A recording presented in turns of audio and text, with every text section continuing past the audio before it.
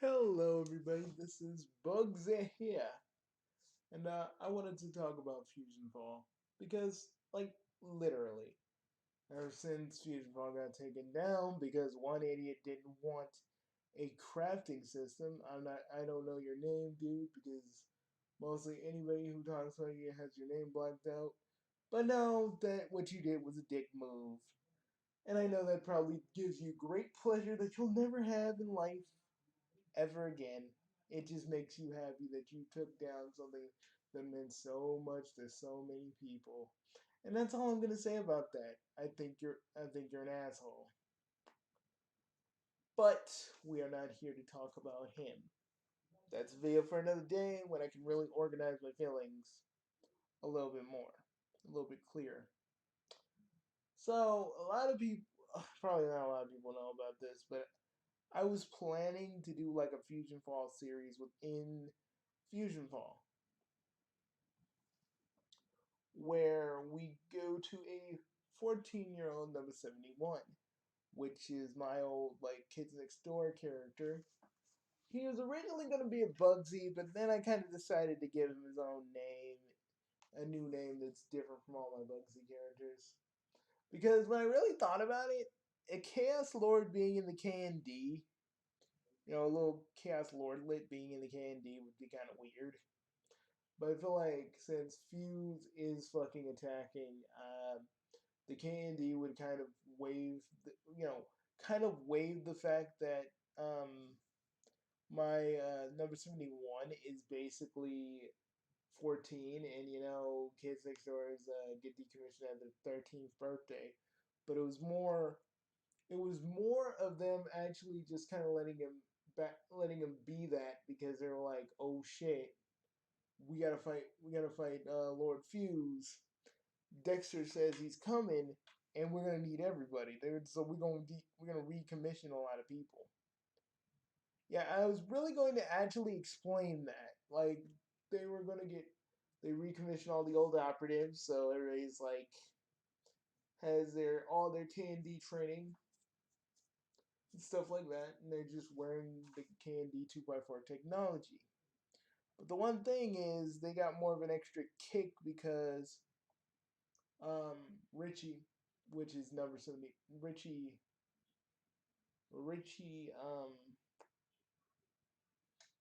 or Richie or Rich, um, what's his last name? I forgot his last name. Um, what was his last name? Uh, Richie Travis. No, no, no. It was Richie something.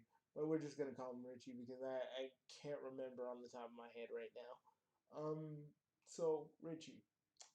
Um, so like anybody that remembers the sum up is that he basically stays as a KND operative because of Fuse.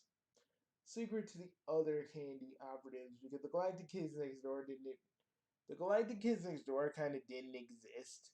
So I'd say the KND left him around because they actually need him for Fuse.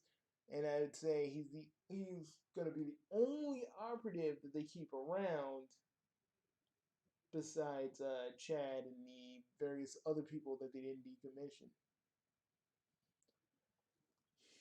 And after it was all over, he actually gets to keep being recommissioned because Rich was never going to be like on the side of the teenagers because his personality is so uncorruptible. Yeah, teenagers go through change, but he doesn't. He stays the same, which is kind of a reference to me and how, even though I was a teenager, I the only thing I actually ever really became was a little bit more angsty, but nothing really too serious. But so yeah, but here's the kicker: Richie being 14 and Buttercup being 14, there was actually kind of like a thing with them. And before you get all Jared Shapiro on me, listen. At least my character the character would have had my voice but pitched down a little, like high, like somewhere where it's like high pitch, where it's like his voice is cracking because he's still kind of going through a little bit of puberty. But at the like, it was a thing. It was a thing I was working at. I was like tweaking my voice in Audacity just to kind of make him sound right, make him have the kind of constant I kind of wanted. And like most of the stuff that wasn't going to be shown in the game, like his fight with Ace, because him and Ace, they have a little bit of a fucking history. Because Richie always kind of had a thing for Bubbles. I mean, not Bubbles, Buttercup. And again, this wasn't like a this isn't like a sexual kind of shit, because God forbid I would never fucking do that. Dudes, I may like anime boobs, but I have standards. But it was like a little first love kind of crush thing that was going for, and freaking Richie and Ace were actually gonna fight. He was actually, like, I would say number 71 is the only one that would have really been able to fight the Gang Green Gang, being the fact that he has no powers. But the fact that he's physically capable because of all his K&D training to whoop the asses of the Gang Green Gang without any powers. Um, there's gonna be a lot of things, and like he was gonna hang like there's stuff in this series that I'm gonna be making into like a book on tape sort of deal, like an audiobook. And it's gonna be pretty cool. We're gonna go with Dexter. We're gonna go with the Candy. We're gonna go into Foster's. We're going to talk to one of the Toms. Um, it's just an audio drama. It's not an audio drama, like a book on tape, because I'm the only one doing it. I'm just like trying to do this in a way because I want to try the audio. I want to try the audiobook kind of style before I commit to a full on audio drama, radio drama, whatever.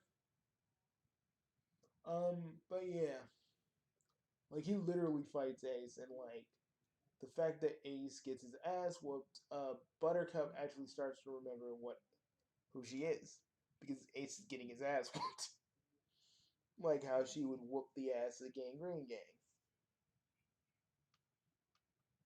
He's like, he's like, you were always a punk kid, and like Richie, because I remember writing this, Richie was like, oh, and you think just because you're older than me, you scare me?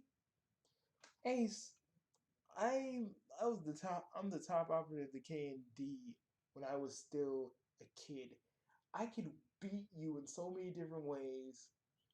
I could shatter your bones right now. You are not as fucking cool as you think you are. Okay, he didn't say fucking, but I kind of wanted to add that just for this. So remember, you may care about Buttercup, but she ain't never gonna be with a person that literally wants to be evil because you want to join the Townsville Townsville Villains Club. Yeah, I know about that. And Ace goes crazy and tries to beat him up. And he goes like, "Ace, come on! You ain't even hitting me. You hit in the air. He just dodges him. He's like, and boom.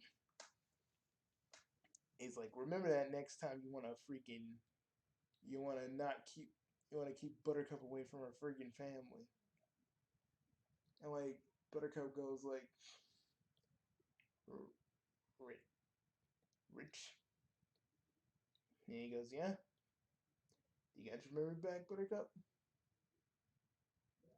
You, you didn't have. She literally gets her memory back for a minute. She literally gets all of her memories back. And she's like, you didn't have to do that. Well, I didn't. But freaking Ace just I didn't like the fact that he was kind of using you for his own nefarious ends, even if he does have a crush on you. I just didn't like it. I came from the future where we all we all basically fail taking down Fuse, and I just wanted to tell you what I couldn't tell you before. And he says, Buttercup, I like you, and then it just kind of goes like that. But Ace had an edge because in the actual story, the Belladonna stuff kind of gets pushed to the side, but it's actually it's not like a big part of this narrative, but it's one of the parts. Also because I wanted to also because it's also going to be part of the story. He actually gets to train with Samurai Jack, and it's so cool. I'm talking about Samurai Jack before Adult Swim, so there's no Ashi. Or maybe that could be. Maybe that could be like I could just like have Ashi in there. He just finds her. He figures out a way to keep her in this timeline. Something cool. I would say since Fusion Fall is happening, the events of Ego Trip kind of don't happen. Uh, it kind of doesn't happen in the same way, but maybe like a few years down the line, Mandark actually goes like, uses some of Lord Fuse's like fusion matter and actually tries to take over the world. But he makes a fusion. He makes a fusion clone of himself, and the fusion clone like takes him over. And oh yeah, Dee Dee has like a thing for Rich also. Like, but it's like how Mandark has a thing for Dee Dee. Like he's kind of oblivious to it.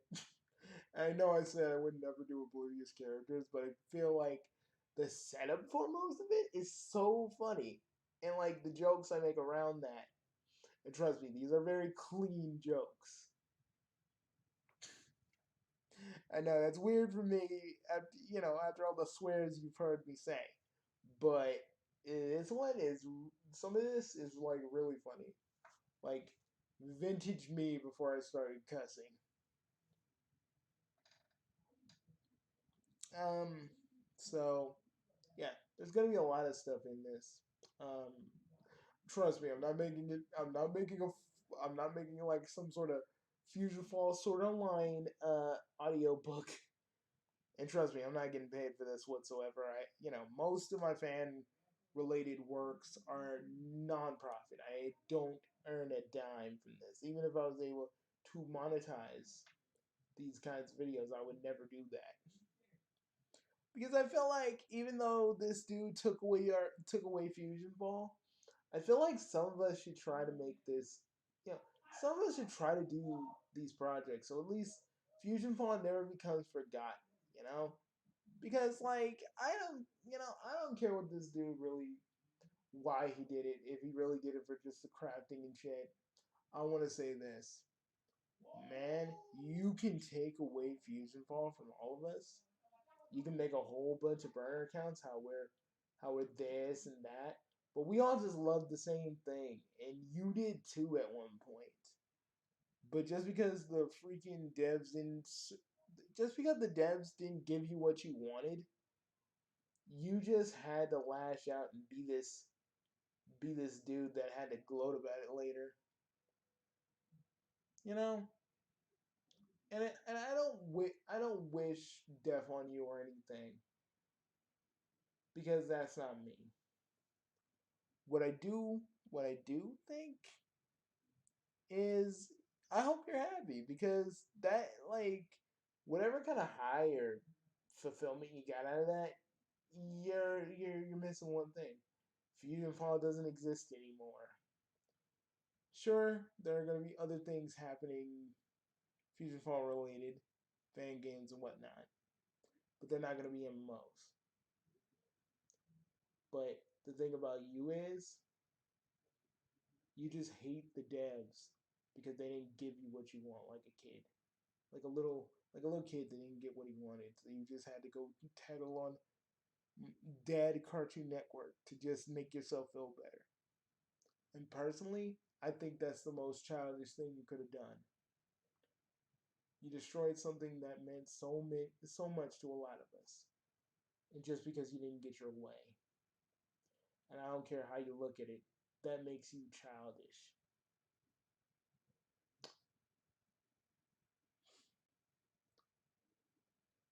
You can be mad, you can be mad, you can do whatever you want, but let me tell you this. Let me tell you this. It's you're never gonna be you're never gonna be like satisfied or this happy ever again. Trust me on that. Because when you take something down that belongs to everybody, you're gonna regret it. It's gonna eat away at you at some point. Whether you'll want to see that or not, it's gonna happen, and you're gonna feel that. Not now, not later, but you will feel it. Guilt is a powerful fucking mother of an emotion, and you're gonna feel it, but not now. So, everybody, my audiobook, my audio book like series is going to be on YouTube pretty soon. I'm getting all the old stuff together. I'm getting all the old stuff together, of course. It's going to be a great little series. I'll see you guys later. Peace.